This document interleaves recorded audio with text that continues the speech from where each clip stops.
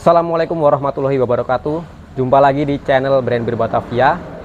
Pada kesempatan kali ini saya akan membahas tentang nozzle pemadam kebakaran. Nozzle adalah sebuah alat pemadam kebakaran yang digunakan untuk memancarkan air dari selang menuju ke TKP kebakaran. Tanpa nozzle ini, pemadam akan kesulitan untuk mengatur air apabila hanya dari selang saja. Dan untuk pilihannya, nozzle-nozzle ini ada beberapa tipe semprotan ya teman-teman, atau tipe pancaran. Yang pertama adalah jet. Tipe semprotan jet ini adalah pancaran lurus dan bisa menjangkau jangkauan yang sangat jauh dengan tekanan yang bisa sangat besar. Ini untuk menjangkau misal gedung tinggi atau kebakaran yang agak jauh dari personil. Jadi jangkauannya semakin jauh. Yang kedua adalah spray. Untuk spray ini adalah pancaran yang menyebar. Digunakan untuk melindungi petugas pemadam kebakaran dari jilatan api atau hawa panas di lokasi kebakaran. Atau untuk memadamkan bara. Jadi setelah pemadaman api itu ada namanya pendinginan, itu untuk memadamkan bara-bara yang sudah tidak membahayakan tapi masih ada baranya, itu menggunakan semprotan spray. Nah, untuk selanjutnya adalah semprotan tipe fog. Tipe fog ini adalah kabut, pengkabut.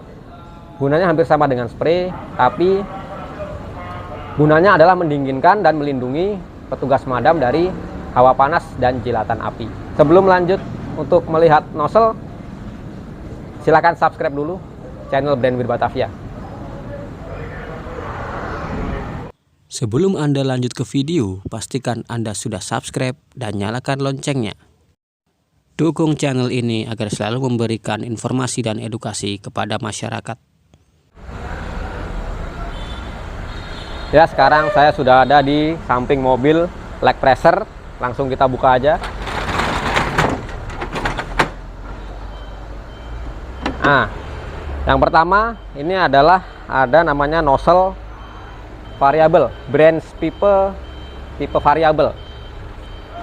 Tipe variabel ini cirinya seperti ini di depannya.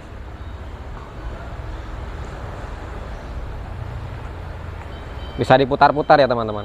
Yang variabel ini terbuat dari besi.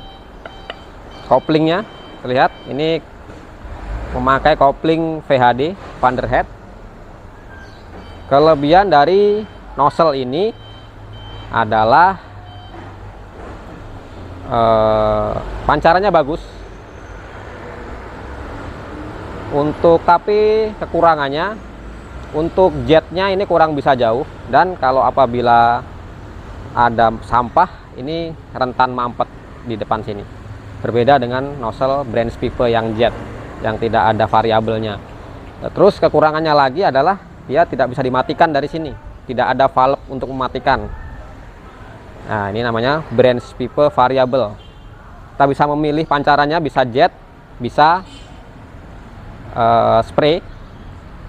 Keuntungannya itu tadi, bisa memilih pancaran, kita mau memilih jet atau memilih spray.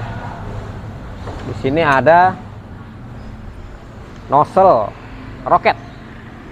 Nozzle roket atau biasa disebut nozzle jet juga. Tapi bedanya nozzle jet ini bisa dimatikan. Posisi ke kanan seperti ini atau ke kanan itu mati, dan bisa dipilih. Bisa dipilih pancarannya jet atau spray.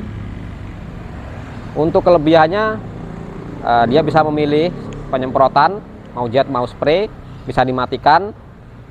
Dan pancarannya bagus untuk jetnya, karena ini tidak seperti yang variabel tadi, bukan berada di ujung alat pengontrolnya, tapi berada di valve ini, alat pengontrol jet atau spraynya. Jadi semacam baling-baling di dalamnya.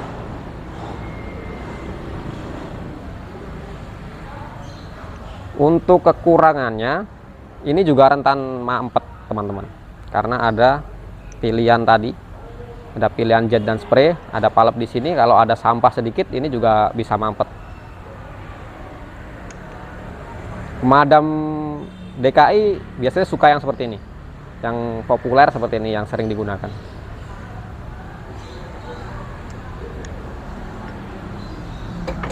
Lalu ada apa lagi? Ini ada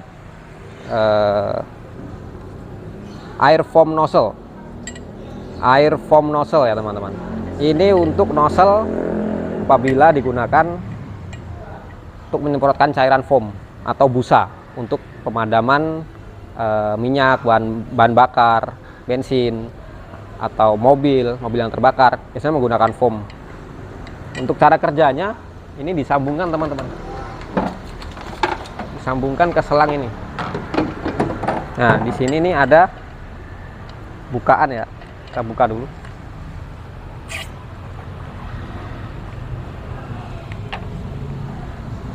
Lalu kita pasangkan di sini.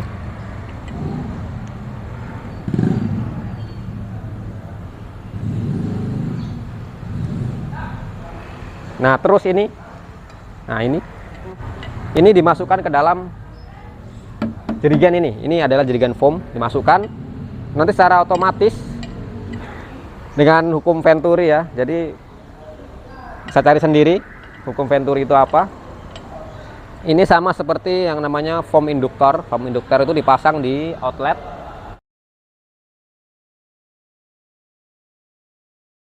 Kalau ini dipasang di nozzle. Foam induktor juga sama seperti ini, tapi pasangnya di outlet, di mobil, di belakang. Kalau mobilnya di samping ya di samping. Itu langsung di dekat unit. Seperti ininya. Tapi kalau ini berada di depan, berada di nozzle main. Kelebihannya foamnya lebih banyak. Cuman kekurangannya kita harus ekstra personil untuk membawa jerigen ini, apalagi untuk proses pemadaman yang mobile atau bergerak. Ini cukup menyulitkan kalau pakai ini. Lebih baik menggunakan yang foam induktor ya. Ya, kita sudah berada di samping unit medium, dan kita buka. Nah, di sini ada sama kayak tadi, branch pipe yang tipe variabel ya. Nah, variabel ini sebenarnya bisa dilepas. Depan ini diganti dengan ini. Kalau diganti dengan ini namanya branch pipe jet. Sama seperti variabel, tidak bisa dimatikan juga. Namun pancarannya lebih bagus yang ini. Kelebihannya ini bisa menjangkau lebih jauh jarak semprotannya. Tapi kerugiannya dia tidak bisa memilih semprotan spray atau jet, dan tidak bisa dimatikan. Ini seperti ini.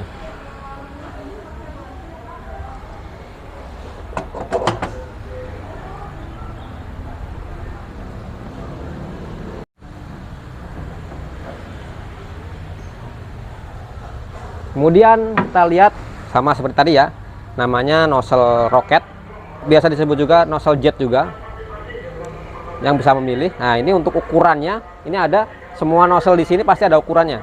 Ada yang 1,5 untuk selang 1,5. Kemudian ada lagi yang seperti ini, hampir sama. Tapi ukuran selangnya adalah 2,5. Koplingnya 2,5 untuk selang 2,5. Ini sama, walaupun bentuknya berbeda. Hanya ukurannya saja yang berbeda. Pengoperasiannya juga sama, ada tuas di sini.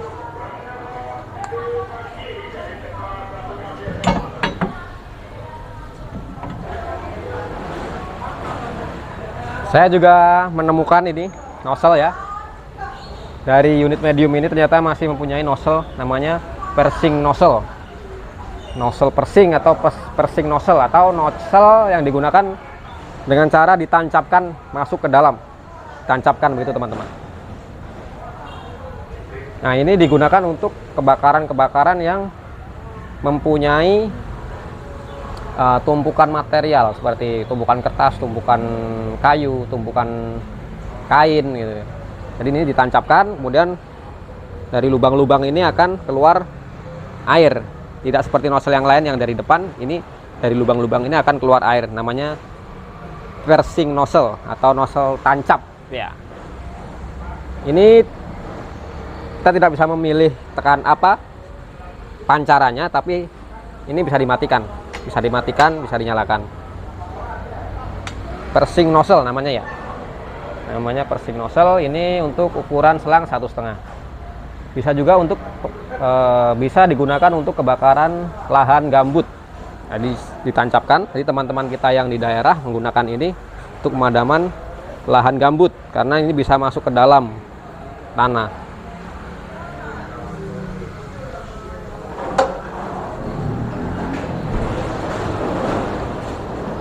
Ya, untuk yang terakhir akan saya perkenalkan, namanya nozzle gun. Nozzle gun ini nozzle yang paling modern di sini ya teman-teman. Ini ada ukurannya 1,5 dan 2,5 inch. Untuk kegunaannya sama. Di nozzle ini kita bisa memilih semburannya atau pancarnya, bisa jet, spray, dan fog. Dan bisa kita memilih tekanannya kuat atau rendah, dan bisa dimatikan.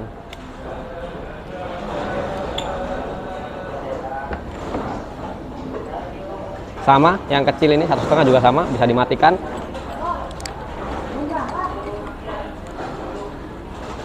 Sama, yang kecil juga sama. Kita bisa mematikannya dari tuas ini untuk mengatur semburannya di depan, diputar seperti ini. Nah, di belakang sini ada tulisan seperti ini.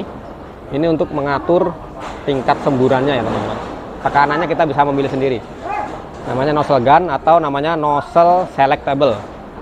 Nozzle yang bisa dipilih. Untuk keuntungannya, ini kita bisa memilih, bisa mematikan sesuai keinginan kita. Bisa spray, bisa jet, bisa fog. Untuk kekurangannya, dia rentan mampet apabila terkena air yang kotor, banyak sampahnya, ini rentan mampet. Ya, ini untuk nozzle. Ini ada juga yang namanya nozzle monitor atau biasa disebut dengan cannon.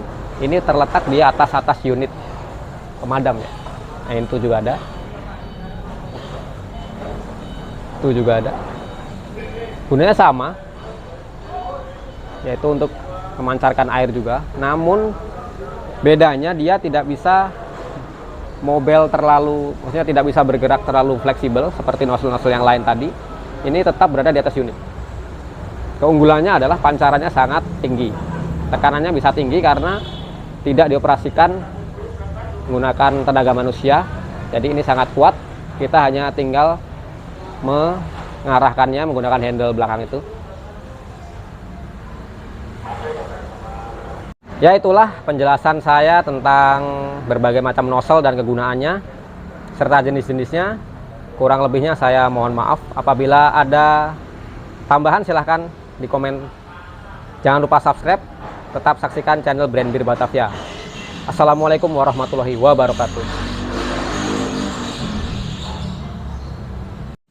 Jangan lupa subscribe dengan cara klik tombol bulat di atas.